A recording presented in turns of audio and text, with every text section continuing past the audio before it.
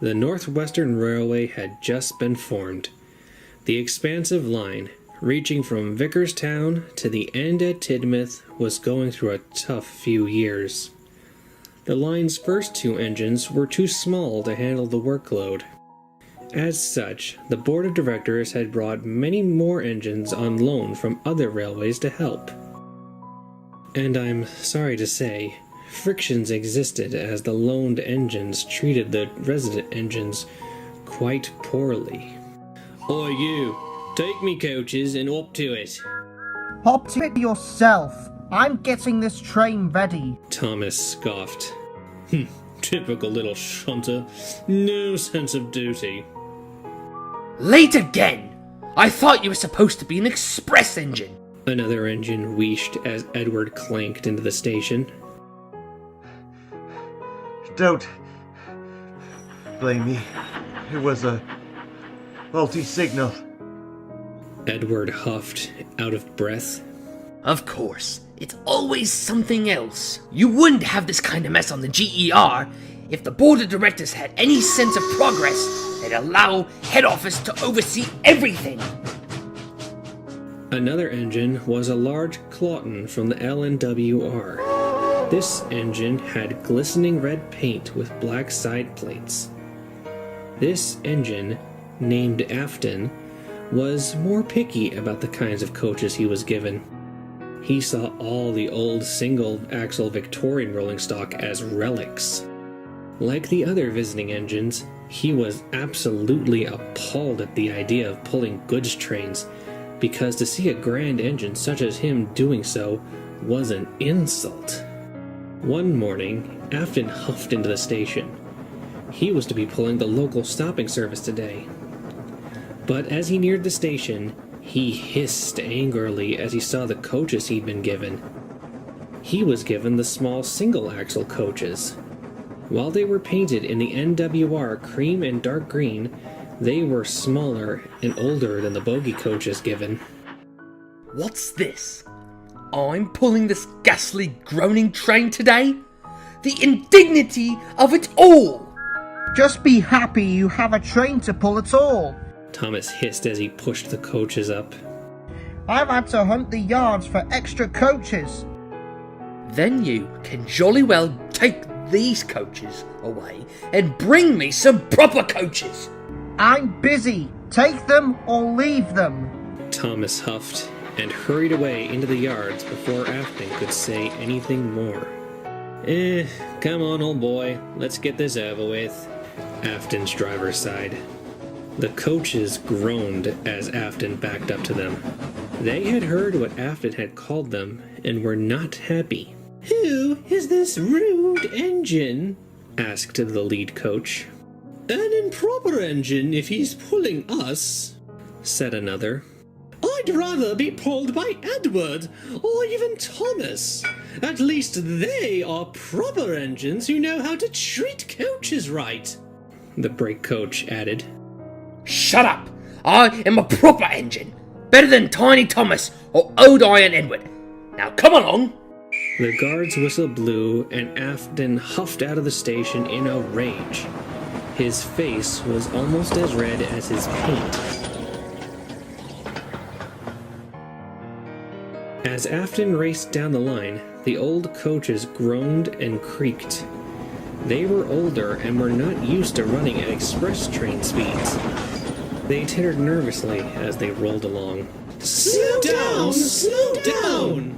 they wailed. Shut up!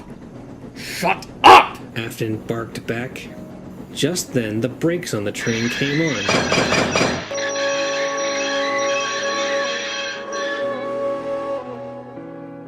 Afton stopped suddenly on the viaduct, grumbling dreadfully. An investigation of the coaches showed that the coach just behind the engine had a loose vacuum hose. While the crew set about fixing the problem, Afton fumed angrily. He thought the coaches were doing that on purpose, making him late.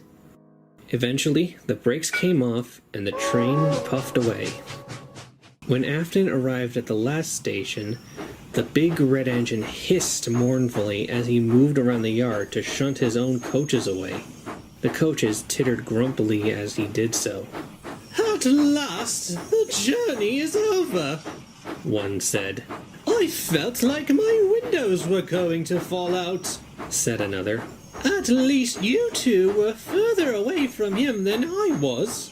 I had to endure his groaning all the way here," said the lead coach. It would have been better if you'd not decided to hold me up, you rotten old antique. "What? You blame me for that? That was your fault." Pull the other one, you horrid thing. "It's not my fault you don't know how to pull coaches, you rotten red sausage." Afton quickly lost his temper. His boiler pressure shot up, and amid the hiss of his safety valve, there was a bang, and then a splintering crunch. Afton hadn't been paying attention when he'd entered the carriage sidings, and had run his coaches into the buffers hard. The buffers were bent and broken, but they were not the most damaged. That honor belonged to the coach behind Afton's tender. It was squashed between him and the second coach, crushed into a pile of splintered wood and bent metal. The other coaches shrieked in horror at the fate of their sister. Afton just sniffed indignantly. This is what you get for being weak, old antiques. If you only been proper coaches, this wouldn't have happened. The directors were not happy with Afton's carelessness. One of them, a man named Topham Hatt, spoke the most severely. "If you were our engine, I'd send you away." Afton just sniffed. He didn't care at all. He watched as the broken coach was loaded into some trucks to be taken away. The other coaches were silent during the whole process. After a while, Afton just smirked and backed away to the sheds to rest. Afton's driver was assigned to another engine to learn how to properly handle coaches, and Afton himself was shut up in the shed for a few weeks before the directors allowed him to pull Trainz again. The other visiting engines were the only ones to show any sympathy for his careless handling. During his stay in the shed, a new train was offered by the Northwestern Railway. It was a late-night train that offered an express run to Tidmouth, called the Midnight Special. The bigger tender engines enjoyed the job immensely. The idea of a non-stop run from one end of the island to the other under the stars made them feel very important. Soon it was Afton's turn to pull the Midnight Special. About time I had a named train of my own to pull, and with proper coaches, and no less. The only thing better would be the express, he said loudly. The other engines just groaned. They ignored the big red engine's boasting until he left the shed. Afton puffed into the station, bubbling with excitement as he coupled up to the lead coach. He was so excited that he never looked back once at the rake of coaches he was pulling. No one noticed the coach closest to the engine didn't belong in the consist. It was painted cream and green, just like the Express. But it was smaller and had no bogies, just 2 axles. It was filthier and didn't look like a coach belonging on a prestigious train such as the Midnight Special.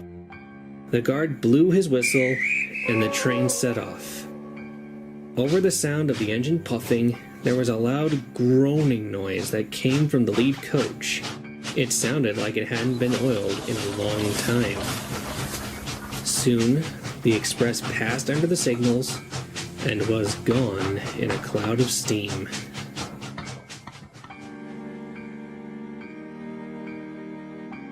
A phone rang in the signal box at Kelsthorpe Road.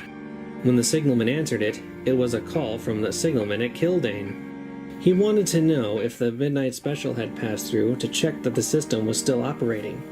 The Kelsthorpe signalman said he'd received a bell from the Crovansgate signal box a long time ago, but the express hadn't come yet. He checked his watch. The express was running half an hour behind. Just before the signalman could hang up the phone to call Crovansgate to send a work train to check the line, there was a knock at his door. He opened it to see the midnight special's guard standing there, panting heavily. "Have you seen our engine?" he asked. "What engine? No engine has passed by my box for over an hour." The guard then went pale. That's not possible. You must be mistaken. I've just come from the midnight special, and I've not seen our engine anywhere. I swear on me mother's head, no train puffed past this signal box. I would have seen it. Come on, man, you're speaking all kinds of rubbish. I am not. Our entire train is missing its engine. It's like it's disappeared into thin air. Come on, mate. Have a cup of tea and explain what you're trying to say.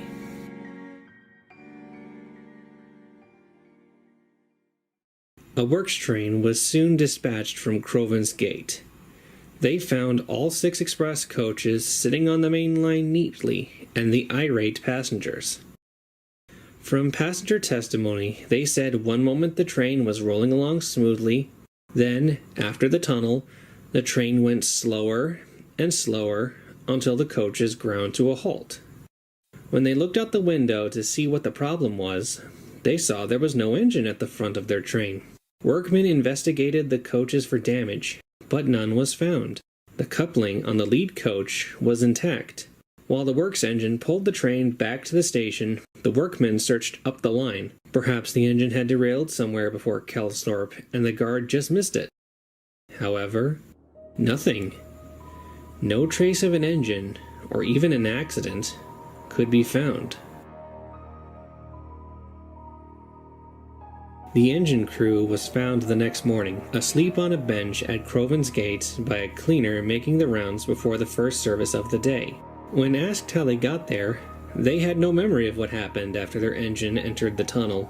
Just that, one minute they were entering the tunnel, and the next they were waking up on the platform. A massive search was held to look for the engine, but nothing could be found. For a long time, the Midnight Express was discontinued as the more superstitious passengers refused to ride the express after midnight, worried that if a whole engine could vanish, then why not a whole train of passengers?